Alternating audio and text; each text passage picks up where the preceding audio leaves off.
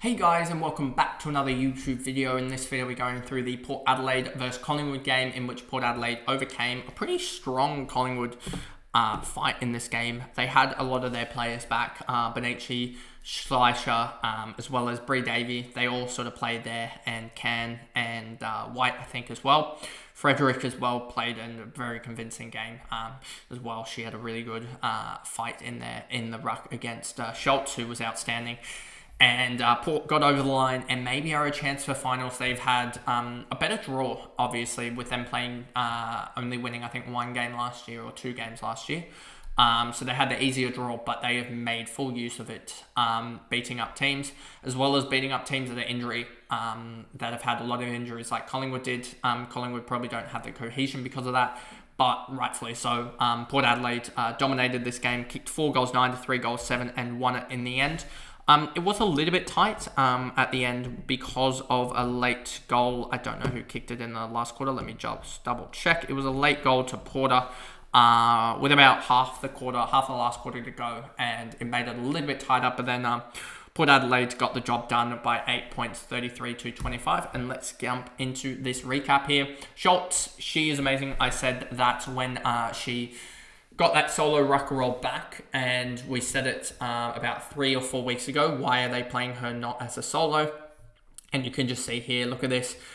58, 65, 74, and I'm pretty sure you'll see 75 there, ruck time.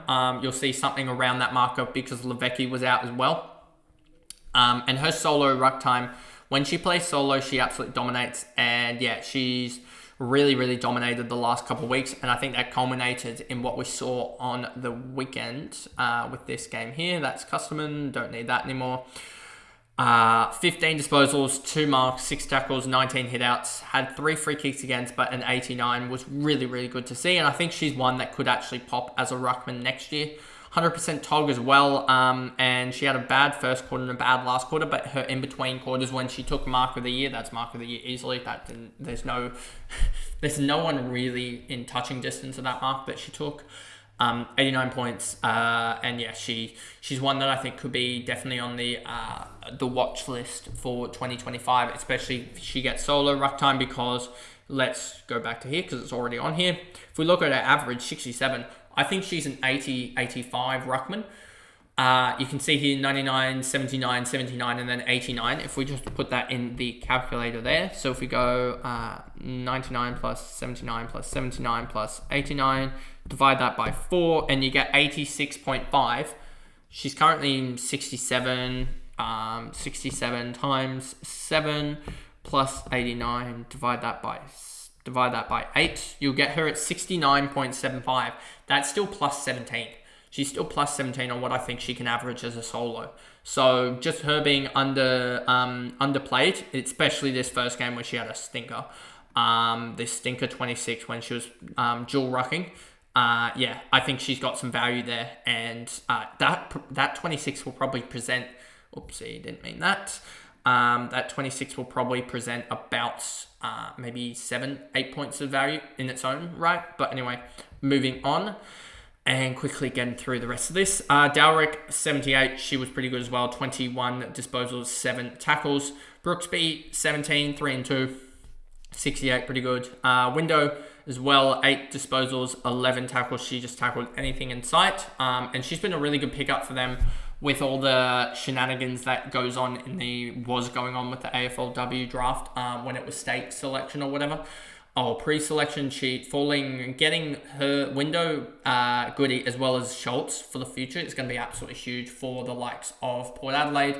Maloney, 60, 14 touches. Goody, 15. I would like to see Goody get more midfield time on ball. She just isn't getting it at the moment, and you can sort of see it.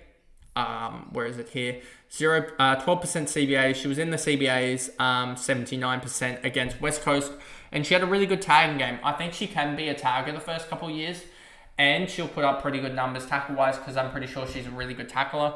But I think also just getting her on ball, getting her into that on-ball brigade will be really good for Port Adelaide, because I think she's one that can be sort of a 95, 100 scorer in the future and really be a sort of best and fairest in the midfield. I don't think she's suited as much for the wing. I think she's just got a large tank, and that's why she's on the wing at the moment. I think she's a natural ball winner as well as a strong tackler, so I think that's why she should really be on ball.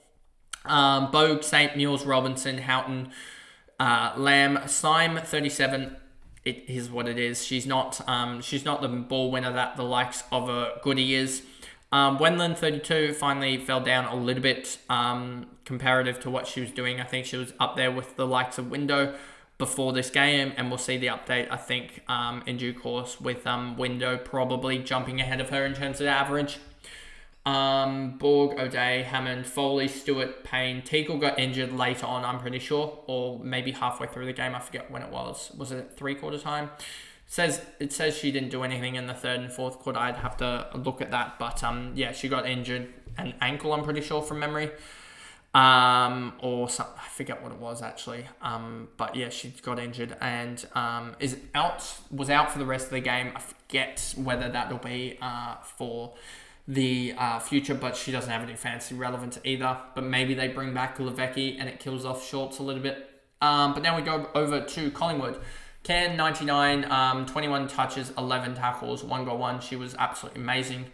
And yeah, 99 top scorer for the game, 26, 29, 24, 22. Probably not going to be fancy relevant as a midfielder, priced I think in the 900Ks, so not fancy relevant, but still putting up all right scores. Benici put up 12 tackles, not at her ball winning best with only 9 touches of the footy. A 9 and 10 point first and fourth quarter respectively killed off her chances of really impacting the game after a 53 point second and third combined.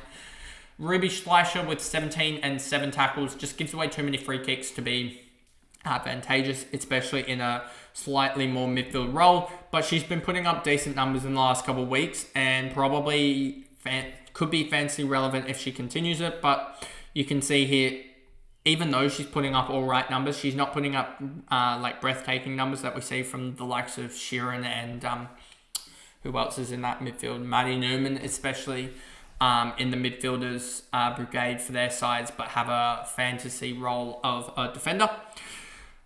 She's not putting up big enough points there to even damage that, and she's sort of falling behind even the likes of like a McAvoy and Heads that sort of, or falling in line with those two who are sort of fringe top 10 players in the defender line.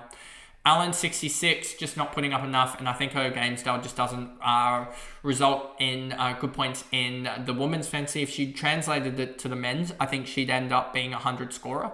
But for the women's, I just don't think it works for her. I think she'll average in the 60s or so. Porter, 64, Cronin, 62, Frederick, 60, a large quarter for Frederick to end it. 38 points, she was on 22 at 3/4 time, but absolutely dominated the last quarter. I think she got injured just from a tackle in the last quarter with about 2 minutes to go, but somehow still ended up to play it out or something, or play it near enough out. I think she still had a couple of tackles and a mark maybe after that. Barnett with 58. She was also really good in the ruck against Schultz, but yeah, Schultz still did pretty well for his solo with who was at Saint backing her up. Rowe, 52, White, 51. Grace Campbell came back 49, or did she come back the week before? I forget when she came back, but yeah, she played for a 49. Let's see. Oh, she didn't play round 6, so this would be round 7. So yeah, she came back after her 17 and injured in last a couple rounds ago. Sorry, she came back for a 49, so it was an all right display, but not up there with the top forwards that we see. Brazil, James, Butler, Livingston, Ramos with a 30. Given her role, 39% tog, she's just not getting enough time.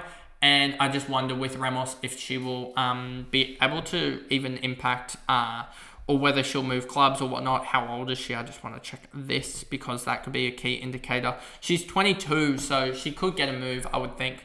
Potentially, but then again, she's not really getting playing time in the Collingwood midfield. Who's to say that she'll get playing time in other midfields, given that Collingwood don't have all the stars that like a North or a Brisbane do. Clark Shute as well, 22. Morrison, Atkinson. So anyway, that is the video there going through the Port versus Collingwood game review, in which Port Adelaide came out on top by 8 points against Collingwood. So I guess I will see you guys in the next recap. If you did enjoy that, remember to like and subscribe, turn the notification bell on so you know when said recap is live, and I'll see you guys in the Western Bulldogs versus Essendon recap tomorrow. Bye guys.